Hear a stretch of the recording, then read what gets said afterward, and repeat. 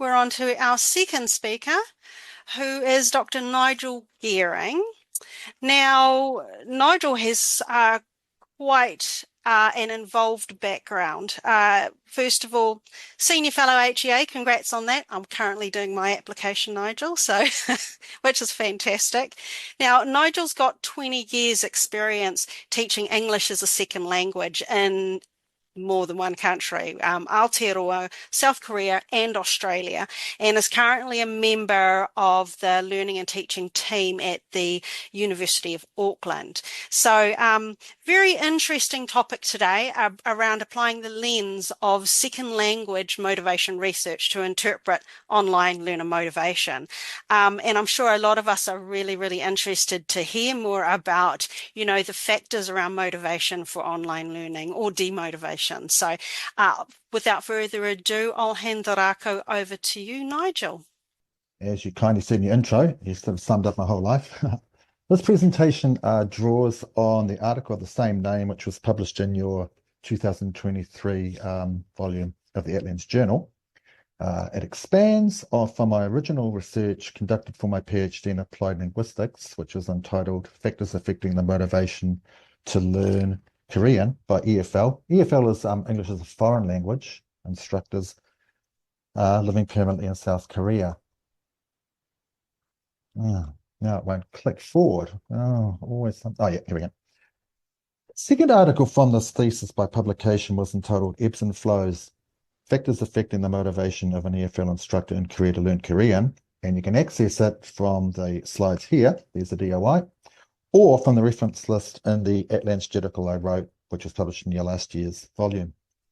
At the time I conducted this research, there was a very significant gap in the second language, we call it L2 literature, on learners of L2 other than English, and certainly not minority L2s such as Korean. So a major one would be, L2 would be like Arabic or Mandarin, Spanish. For my candidature, I needed a 1-year longitudinal case study who I could interview weekly, audio record every 2 weeks, and from these transcribing notes based my research. This was a lot easier said than done. It was difficult to even recruit one person who could commit to a year of Korean acquisition. The resulting recruit short bio was on the screen. As it would soon become apparent, of the 14 participants in my qualitative study, only one would go on to achieve fluency in Korean. We'll quickly touch base with some of the major themes that might have informed this less than ideal result from a motivational perspective a little bit later. Okay.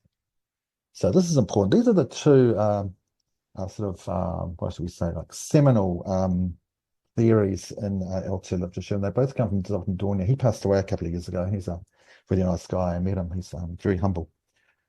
The seeming failure that spurred both my supervisor, Peter Roger, and myself to analyze the public nature of L2 acquisition from this cohort came from the perspectives of the pathfinding work of one of the doyens of L2 motivational research, Hungarian linguist Zoltan Dörnyei. He redefined the L2 motivational landscape by placing the learner at the center of it. Previously, the dominant theme was the L2 classroom. His work, in effect, inverted all previous approaches. So it was almost kind of revolutionary in its own way. In his 2009 L2 Motivational Self-System, the ideal L2 self is the learner's image of their L2 speaking self-vision. So this motivates them to reduce the gap between their idealized version and actual L2 self. The actual L2 self is where they are now. The ought to self defines which qualities will ensure that the learner gains success.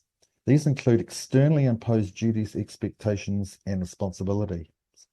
Finally, the L2 learning experience refers to the immediate learning environment, which is where the dominant approach was previously. So he's kept it in there. This model builds on Dörnyei Ottó's 1998 process model of motivation, which was in 3 parts. In the pre-actional stage, and this is important for you as learning advisors, in the pre-actional stage, an identified goal is generated and actively projected in the actional stage. In the post-actional stage, the learner retrospectively reviews their learning experience. There, learners form causal attributions to explain the degree of their learning success, and a learning advisor could be pivotal there. In his 2005 book, Dörnyei actually highlights his view that the process model of motivation does not address the internal drivers of a learner's motivation or lack thereof, and by extension, does not address how to respond. However, from my experience as a teacher, I would actually think he's being a bit too hard on himself. I think the model provides a key strategic means to alleviate potential demotivation among learners, particularly those who are challenged or at risk, because it provides an emphasis on being able to iteratively monitor and support as a learner's progress from conception to post-task reflection. So as a learning advisor, if you start to see red flags, you can do an intervention, sometimes quite early. Some understanding and onboarding of these tools, I believe, could well inform your practices as learning advisors. Okay, we've got three models up here. So we'll do a bit of background now. As you can see by this slide's title, two concepts underpin so much of the literature and research. Amotivation, at the top here, is a learner's realization that either their current learning trajectory is too difficult or it's pointless. And demotivation is a specific trigger which will lead to amotivation. This was a concept that came up by Dörnyei and Ushioda. She's a Japanese linguist who is in England in their 2011 work. These two researchers' book, Dörnyei and Ushioda 2011, is arguably the best single one-stop shop for the bringing together of all the most contemporary research in this discipline. It's all you need to understand our first main theme, L2 motivation theory. Our second box introduces us to the seminal work of Bonnie Norton and more lately Dan Darwin, both from the University of Toronto. Norton's pioneering studies of immigrant working class L2 speaking women in Canada showed repeatedly that regardless of how high their motivation to acquire the L1 of their host nation was for economic, social, and cultural capital gains, they were largely denied access to communities of practice that would at least initially propel this process. Most had blue-collar jobs like filling shelves in supermarkets at night, working at gas stations and McDonald's. However, they were largely not accommodated as L2 English speakers in them. More latterly, Bonnie Norton teamed up with Dan Darwin to add the concept of ideology to their theory of identity investment. This is crucial as it answers why participants in my study, including the longitudinal case study, had such a checkered and ultimately largely unsuccessful Korean learning trajectory. In the neoliberalized, globalized world, English is accorded the most value. Therefore, teachers of English in Korea are discouraged from use of Korean in their professional lives. This extends into their daily life relationships and functions. Most, like me, were employed in one or in rare cases 2-year renewable contracts. Why, they ask, would I be motivated to invest in a minority language with arguably limited transferable value and in an employment landscape in which I'm perceived as discardable within a year? Finally, ecological factors.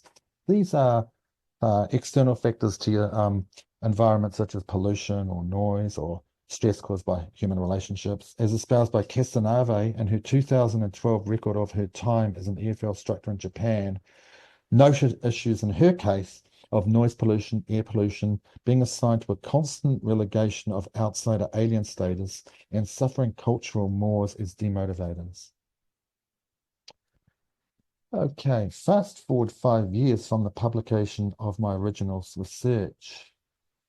Now employed as a learning and teacher designer at the University of Auckland, I had a growing and uneasy realization that in the rush to move all learning online due to the COVID pandemic starting in 2019, there was little to no account taken of the implications of this on learners.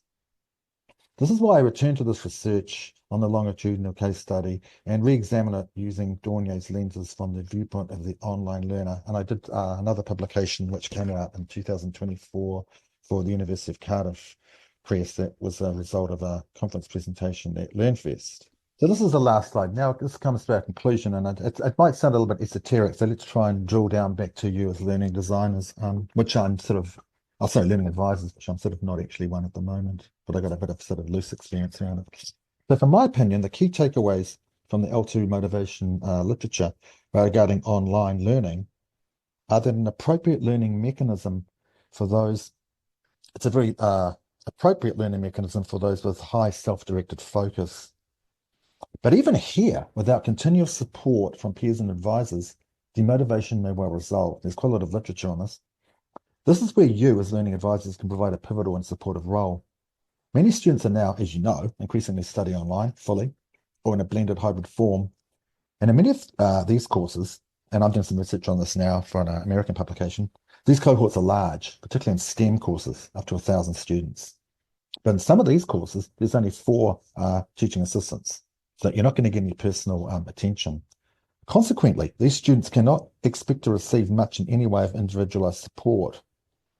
This is a red flag. In my experience, the single biggest red flag that a student is potentially experiencing demotivation is their withdrawal, either gradual or sudden, from engagement, online or otherwise. In large courses, from what I've seen at the University of Auckland, this can well go undetected until it's too late.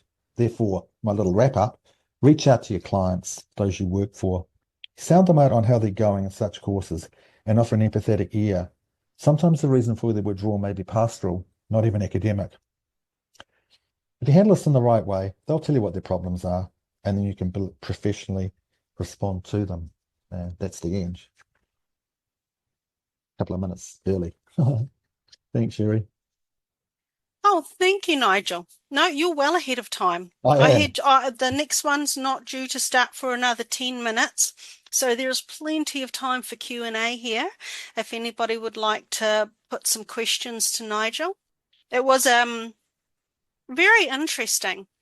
I mean, personally, I'm a theory buff, so I love theory. Mm, But you mentioned that one of your students became fluent. So I yeah. wanted you to just talk a little bit more about, from your perspective as an educator, what was it about that one student in relation to these factors? Yeah, that's a really, really, really good question. Yeah, I did a whole paper on that, which hasn't been published, and I'm thinking about putting it somewhere else later on. She was very strongly Christian in faith, and that might not sound like it's relevant, but the church that she wanted to embrace in South Korea, because it had the interpretation of the Bible that she liked. I grossly underestimated this too when I first started talking to her. The members of the church were all Korean speaking. And maybe it's a bit patronizing. Like, why don't you just go to another church? The Bible's the Bible. And say, I want to do this particular form. And she was so adamant about it that she had to learn the Korean language to understand the Bible and biblical text in the second language, which is a big ask. And that was why she initially got into it. And through doing that, one of the members of the congregation basically adopted her into their family. So she moved in with them. And of course, they were all completely Korean speaking, no English. So she had a massive impetus. Another guy, this is a little bit more humorous, a bit more light, he fell in lust with a woman who spoke Korean only, but he couldn't be bothered like learning enough of the language and just moved on to someone else. But the one participant that was her, she had a very strong intrinsic motivation, an internal, I want to be a member of this church and a proper upstanding member of the church. That was her. That's I think was the reason why she was the only one. I do. And she committed to staying there for life. Like she basically became a member of this family, and then she ended up having a relationship with a Korean woman. So, and that person didn't speak much English. So she basically had almost a completely what's the word? Immersion experience where basically the others felt like, well, I'm disposable. I'm here on a 1 year contract. I don't know if I want to do my career. What's the point investing in something they might not invest in me? So, yeah. I hope does Yeah. that answer the question? No, it really does. And Okay. I think too Mm. that those kind of what else is happening around the Yeah. student can be just so significant Yeah, because in terms of, I totally underestimated when she started talking about her religion. It's like, well, a lot of people got a religion, So I mean, I did. I was like, why is it so important? But it was her entire rationale for an impetus for learning the language. Yeah.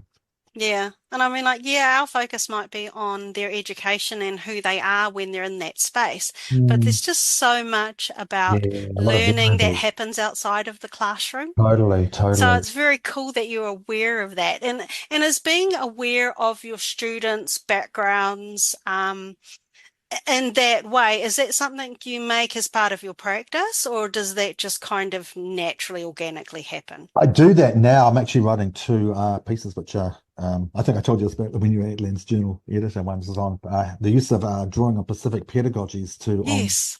vulnerable adult learners to Talanoa, and then like through having a safe environment, which is like underscored by Maori values. I've used that in Korea and Australia, and not one student in those classes was Indigenous, and the methodology works. So yeah, yeah, yeah. And I talk a bit about I had a lot of Fantastic. struggle in my life with addiction, so I sort of come forth with almost like a soft underbelly of my own, what almost took me out, recovery. And then for a certain kind of cohort, yeah, it can very much onboard them. Yeah. No, that's really cool. Um, just reflecting on your own life experience and using that going forward in your teaching is a very it's very helpful in a lot of different teaching context, I think. Yeah, yeah. Because a person can actually like there's a woman called Tatum, I don't know if you've heard, a black American woman. She talks about this a lot about you can be subordinate and dominant at the same time. So she's like, I'm black, so I'm automatically relegated to be a victim. But I came from a very, very, very good background. And she said somebody might present as like well, like me, as like a person of white privilege from Takapuna, blah, blah, blah, but I was gay and not accepted inside my family. It almost cost me my life. So I actually use that to explain that to the students up front. And then it's like you can be in a subordinate and dominant position at the same time. And I think that is not, I